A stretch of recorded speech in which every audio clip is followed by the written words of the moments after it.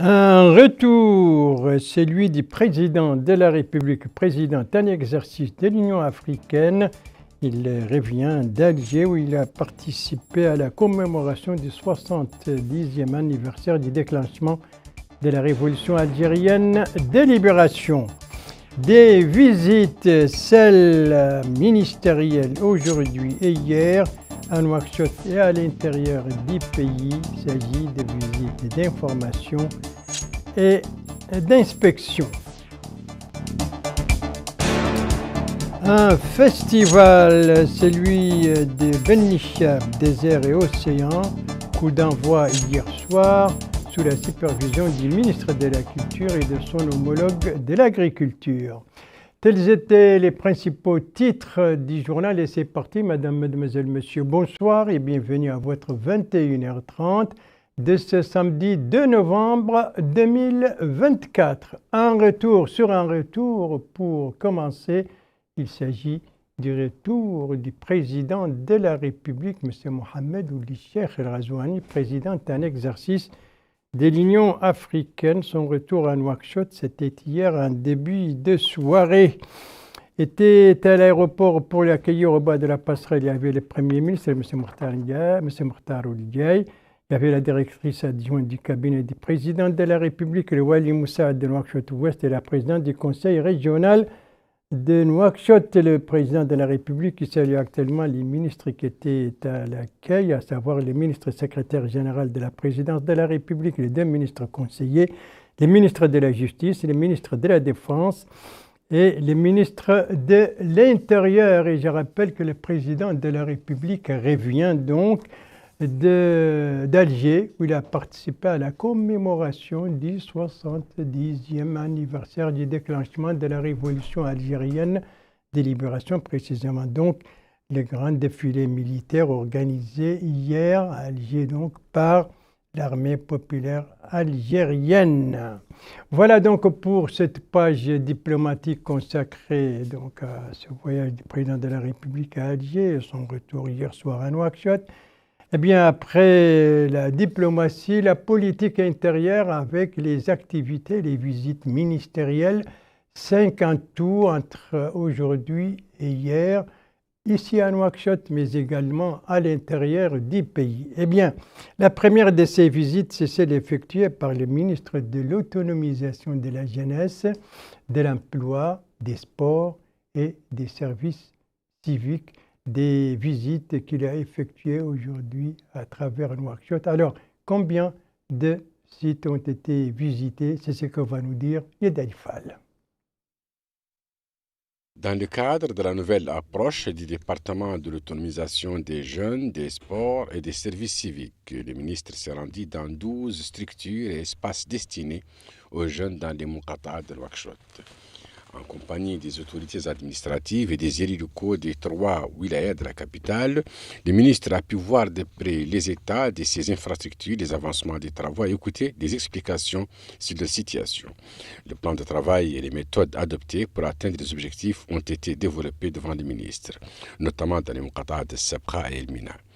Le ministre a déclaré à cette occasion que la nouvelle approche du département tourne autour des axes construire et réfectionner les infrastructures et espaces pour les jeunes, aussi bien à Nouakchott qu'à l'intérieur du pays. Le soutien de l'autonomisation des jeunes qui a été lancé depuis un mois et qui a abouti déjà à 1100 demandes. Une commission chargée des dossiers a été mise en place et son travail s'est fait dans une transparence totale, et ce pour créer une dynamique dans le secteur de la jeunesse pour lancer l'année prochaine 3000 activités de jeunes. Mettre en place un cadre pour définir l'association des jeunes et sportifs, afin de mieux les soutenir et les développer. Au cours de ces visites, le ministre a insisté sur la nécessité de respecter les cahiers de charges, notamment dans les volets délai, qualité et quantité. Ça, c'était donc la visite effectuée ce matin, ou les visites si vous voulez, effectuées ce matin par le ministre de l'Autonomisation de la Jeunesse. 12 services donc en tout relevant de son département ont été visités par le ministre. Son collègue de la santé était lui aussi en visite d'information à Nouakchott. Alors, sur les activités du ministre de la Santé au cours de ces visites et sur les étapes, des précisions avec El Haj Abdallah Din. L'Institut national des recherches en santé publique a été la première étape de la visite du ministère de la Santé, M. Abdallah Oulouadi. Le ministère s'est rendu dans les différents pavillons de cet établissement scientifique et il a reçu des explications sur les dispositifs utilisés et sur le déroulement des activités dans cet institut scientifique. Le ministère a tenu une réunion avec le personnel de l'Institut. Durant cette réunion, le ministère a suivi une présentation portant sur la mission confiée à cet établissement scientifique public.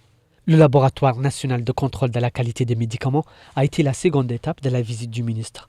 Dans ce centre, le ministère s'est informé sur les tâches effectuées par cette institution scientifique en termes de contrôle des médicaments en suivant des explications présentées par des experts et spécialistes. L'hôpital des spécialités a été la troisième étape de la visite du ministère de la Santé, là où il s'est informé sur les travaux en cours, des travaux qui sont liés à l'équipement de cet établissement hospitalier. Le Centre national de la transfusion sanguine a constitué la dernière étape de sa visite. Dans ce centre, le ministère s'est rendu dans les différents pavillons et il a écouté des explications sur les mécanismes et les modalités du travail. À l'issue de la visite, le ministère a fait une déclaration dans laquelle il a souligné que son département s'attelle à incarner la vision du président de la République en développant le secteur de santé, y compris les hôpitaux, les instituts et les centres de santé, afin de pouvoir répondre aux besoins des citoyens. Le ministère a expliqué que l'hôpital des spécialités constitue un apport qualitatif au secteur de la santé, soulignant qu'il a donné des instructions pour accélérer le rythme des travaux. Le ministère a appelé tous les citoyens à donner du sang et à affilier aux banques du sang ouvertes à l'intérieur du pays. À la fin de sa visite, le ministère a donné du sang en incarnant ainsi un comportement civique pouvant contribuer à sauver des vies humaines.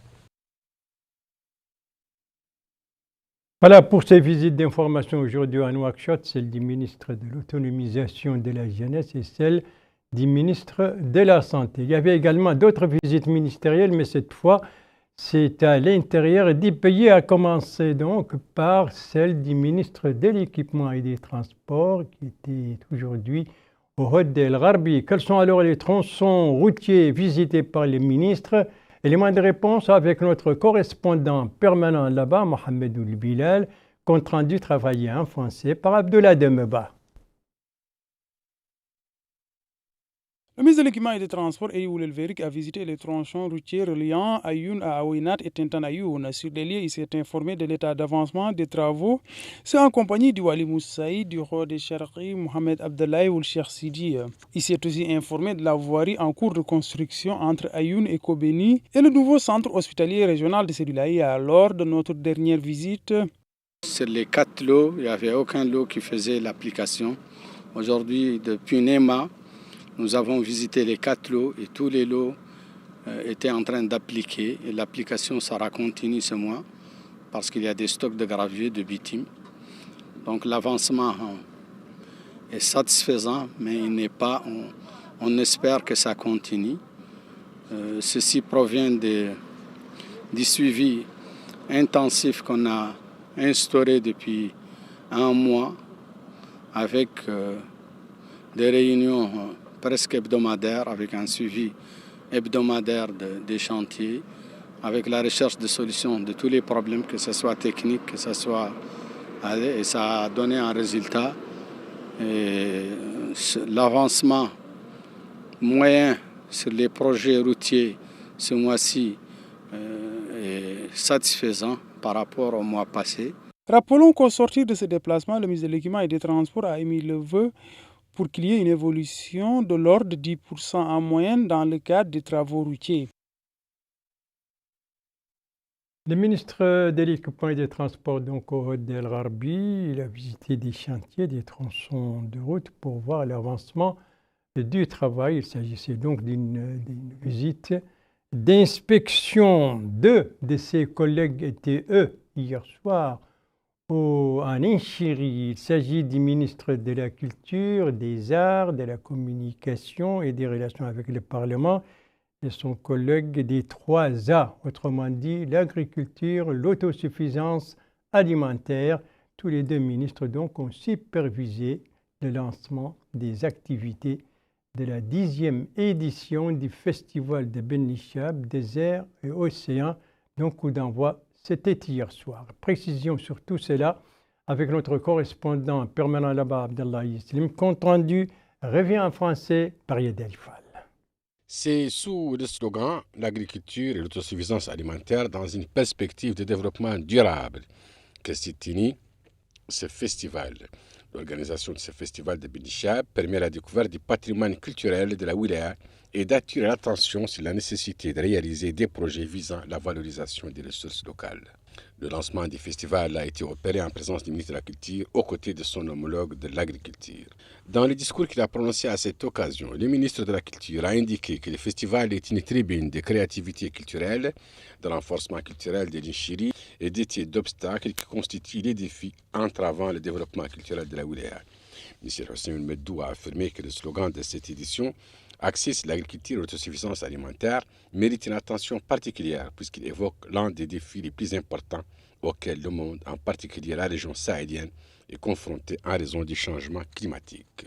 Il a souligné que ce slogan, qui reflète aussi la détermination du gouvernement à créer un développement durable, est un message que tous les Mauritaniens doivent prendre au sérieux, partant de la nécessité d'atteindre l'autosuffisance dans le domaine alimentaire à travers le renforcement et la diversification des intrants agricoles. De son côté, la présidente de l'Association pour le développement de Benichab et des localités avoisinantes, Mme Aminatoum Taziz ou Ahmed Meki, a souligné que ce festival vise au cours des dernières années à faire revivre l'artisanat à travers des expositions organisées à chaque édition et pour mettre en valeur les trésors culturels de l'Inchiri. Les élus locaux sont revenus sur l'importance de ce festival. La première nuit a été marquée par des démonstrations de troupes artistiques. Notons que cette édition comprend plusieurs activités dont l'organisation de forums scientifiques, de concours, de pétanques, en plus de consultations médicales gratuites tout au long de la durée du festival effectué par des missions médicales invitées par l'association. C'est donc parti pour la 10e édition du festival de Benichab, désert et océan, coup d'envoi hier soir sous le slogan « Agriculture et autosuffisance alimentaire dans une perspective de développement durable ». Et en marge de ce festival, une exposition a été organisée, on doit voir les images, les voilà. Une exposition qui a reçu aujourd'hui, ce matin d'ailleurs précisément, la visite de 2 ministres accompagnés des autorités administratives et sécuritaires. Et c'était l'occasion pour les 2 ministres de réaffirmer le soutien de l'État à l'artisanat et aux produits locaux d'une manière générale. D'autres activités, vous venez de l'entendre, sont prévues dans le programme de cette 10e édition de ce festival. Parmi ces activités, les conférences. Et la première de ces conférences a été tenue sous le thème « L'agriculture et l'autosuffisance alimentaire dans une perspective de développement durable », une conférence animée par des experts en matière d'agriculture. Une exposition donc sur l'artisanat et les produits locaux à Benichab, une exposition organisée en marge de ce festival, la 10e édition de ce festival Océan et désert et océan, autant pour moi. Donc, et dont le coup d'envoi a été donné par le ministre de la Culture et le ministre de l'Agriculture et de l'Autosuffisance alimentaire. C'était donc cette visite, c'était ce matin.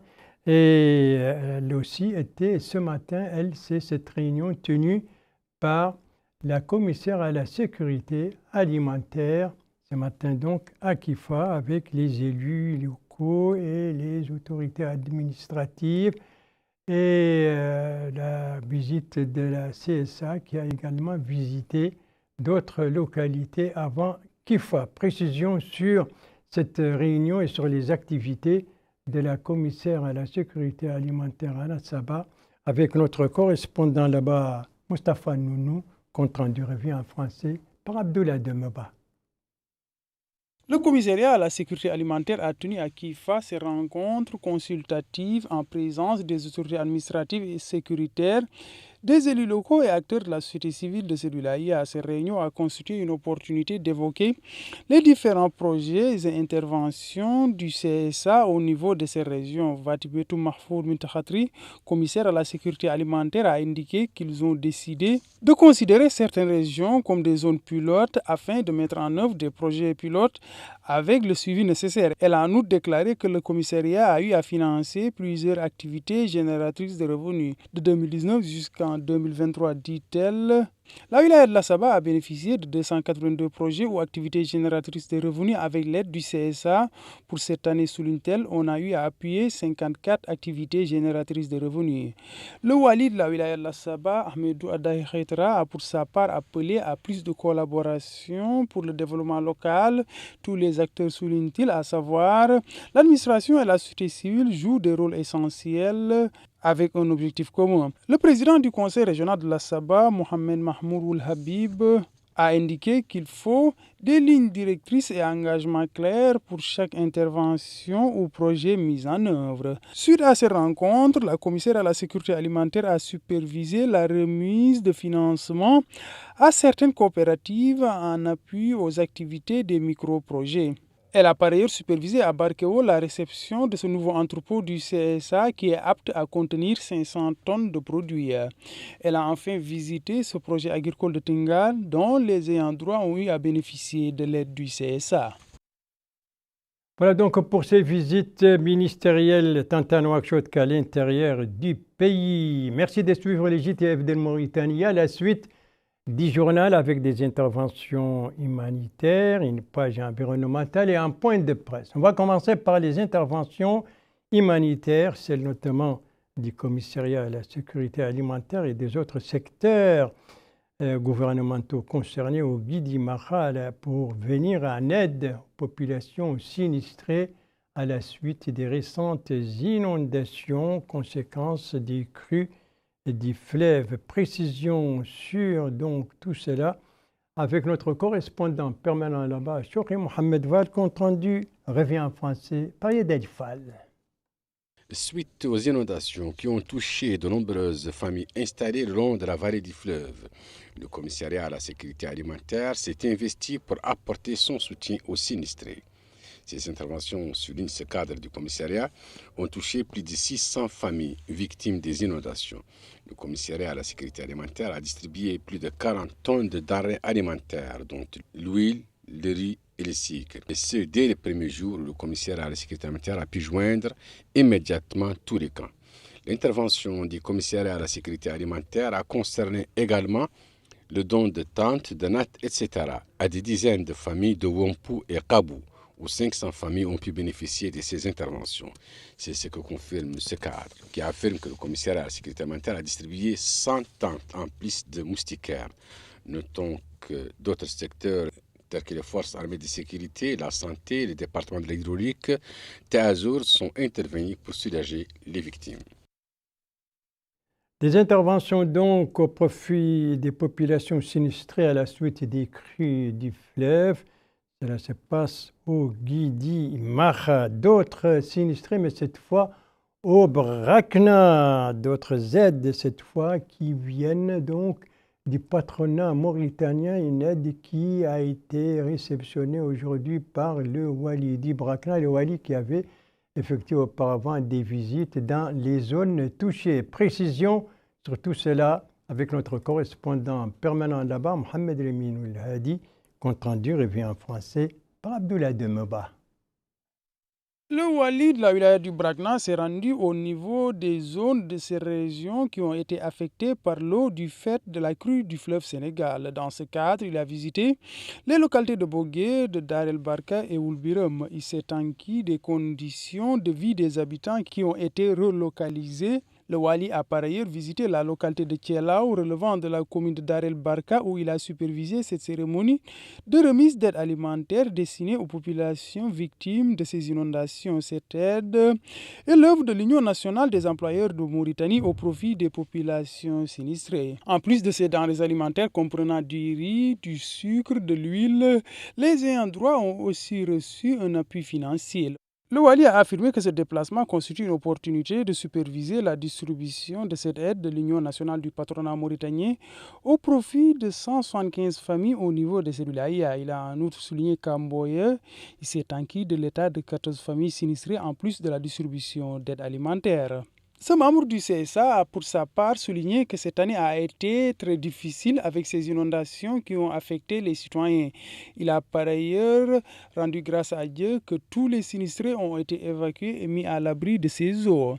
À Oulbirum, le Wali s'est informé de l'avancement de la construction de ce digue qui constitue un rempart contre les inondations. Une aide aux familles sinistrées donc au Brakna à la suite des inondations, une aide qui vient de l'Union nationale du patronat mauritanien. Autre don dans ce journal, et c'est notre page environnementale, un don qui vient cette fois des Émirats arabes unis. Il s'agit des oiseaux, précisément d'outardes, qui ont été réinstallés en Inchiri, une opération qui s'est déroulée aujourd'hui où précisément, c'est ce que nous dit Elvara Cheibani, notre correspondant permanent en Adrar, et dont le reportage est revu en français par El Haj Abdalladdin. C'est à partir de la localité de l'Ouibida, située dans la wilaya de l'Inchiri, qu'une nouvelle opération de réinstallation de l'espèce de l'otarde dans le nord du pays a été lancée. Cette opération écologique, qui est à la 4e de son genre, vise à préserver cette espèce d'oiseau menacée de disparition. L'opération vise également à favoriser la reproduction biologique de cette espèce animale. Les autorités administratives de la wilaya ont supervisé le lancement de cette opération visant à réinstaller 250 outardes dans cette localité en étroite collaboration avec les Émirats arabes unis. Lors du lancement de l'opération, le directeur du cabinet du Wali, M. Sidi Ahmed Mohamed Lemine, a adressé ses remerciements à la fondation de Cheikh Ben Batti Al-Hamid pour son apport appréciable visant la préservation de la biodiversité et la multiplication des outardes en Mauritanie. De son côté, le représentant de la fondation de Cheikh Ben Batti Al-Hamid, M. Mektoum Ben Salm, a signalé que cette opération écologique a été lancée suite des directives des dirigeants des Émirats arabes unis dans le but de protéger l'environnement et de préserver l'écosystème mauritanien. Quant au délégué régional de l'environnement et du développement durable, M. Kouloubali Othman a signalé l'importance de cette opération, appelant les citoyens à contribuer à la protection de cette espèce d'oiseau. La réinstallation de l'oiseau outarde dans cette région constitue un apport écologique considérable qui pourrait enrichir la biodiversité dans cette localité. 250 outardes en tout donc ont été réinstallés aujourd'hui dans la localité de l'Ouibda en Inchiri, et ces outardes, c'est un don des Émirats arabes unis au ministère de l'Environnement et du Développement durable dans le cadre des efforts pour restaurer l'écosystème. On va terminer ce journal par un point de presse tenu aujourd'hui à Nouakchott par les syndicats libres des transporteurs. Eh bien, au cours de ce point de presse, les syndicalistes ont demandé une réponse à leurs revendications exprimées dans leurs lettres aux départements concernés. Parmi ces revendications, des contrats pour garantir des droits aux chauffeurs et la limitation de la main-d'œuvre étrangère. Bien entendu, on a parlé des problèmes dont souffrent les transporteurs et les chauffeurs professionnels. Les syndicalistes ont en même temps réaffirmé leur disponibilité à accompagner les réformes engagées. Ils ont également salué les récentes mesures prises pour réduire les accidents de la circulation. C'était le point de presse donc tenu ce matin à Nouakchott par les syndicats libres des transporteurs. Et c'est sur ce point de presse que s'achève ce journal. Merci à vous, madame, mademoiselle, monsieur, de l'avoir suivi. Merci bien entendu aux équipes rédaction et techniques qui ont participé à sa conception. Je vous en rappelle les principales informations. Voilà, ça c'était hier soir le retour à Nouakchott du président de la République, président en exercice de l'Union africaine. Il revient d'Alger où il a participé au 70e anniversaire du déclenchement de la révolution algérienne de libération. Ça, ce sont des visites effectuées par des membres du gouvernement ici à Nouakchott et à l'intérieur du pays, des visites d'information et d'inspection. Ici, nous sommes à Ben Nishab, le déclenchement hier des activités, le lancement des activités de la 10e édition du festival de Ben Nishab, désert et océan. Eh bien, c'était sous la supervision du ministre de la Culture et de celui de l'Agriculture. Voilà, les JTF reviendra demain à la même heure, 21h30, et vous serez en compagnie d'Eldei Sidi. Quant à moi, il ne me reste plus qu'à vous souhaiter une très bonne fin de soirée, une très bonne fin de semaine, et à vous donner rendez-vous, Inch'Allah, vendredi prochain à la même heure, 21h30. Bonsoir.